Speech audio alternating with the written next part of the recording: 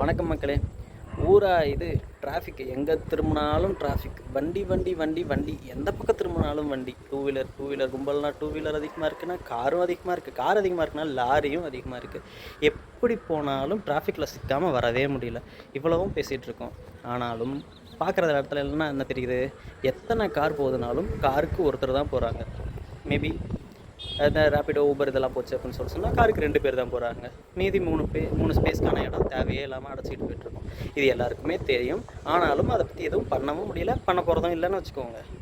காருக்கே இந்த மாதிரி அப்படின்னு சொல்லிட்டு சொன்னால், அந்த காலங்களில் 90s அதுக்கு முன்னாடி பொறுத்த வரைக்கும் ஒரு வீட்டில் எத்தனை பேர் இருப்பாங்கன்னு கணக்கு எடுத்தோம்னா மினிமம் 8-10 பேர் இருந்தாங்க. இதில் பெரியவங்க, தாத்தா பாட்டி, பெரியம்மா பெரியப்பா, சித்தி சித்தப்பா இந்த மாதிரிலாம் கணக்கு எடுத்துக்க வேண்டாம். அட்லீஸ்ட் ஹெட் கவுண்ட் மட்டும் எடுத்தோம்னாலே ஒரு வீட்டுக்கு 8 பேர் 10 பேர் இருந்தாங்க. அதுவே இப்போது ஒரு வீட்டில் இருக்கிறது சராசரி 2 பேர், அதிகபட்சம் எடுத்துகிட்டு ஒரு 2 பேர் 4 பேர் அவ்வளோதான் இருக்காங்க. காரை பேசி இவ்வளோ அடைச்சிக்கிட்டு இவ்வளோ டிராஃபிக்னு பேசுகிற இதே நாம் ஒரு காலத்தில் அட்லீஸ்ட் இன்னொரு 10 வருஷத்தில் நிர்பந்தத்துக்காகவாவது இடப்பற்றாக்குறை, பணப்பற்றாக்குறை, வறட்சி, இப்படி ஏதாவது ஒரு காரணத்துக்காக நிர்பந்தத்துக்கு கட்டுப்பட்டாவது மறுபடியும் கூட்டு குடும்பம் கலாச்சாரம் வரும். எதிர்பார்த்து காத்து கொண்டிருக்கிறேன். தொடர்ந்து பேசுவோம் கோபியோடு.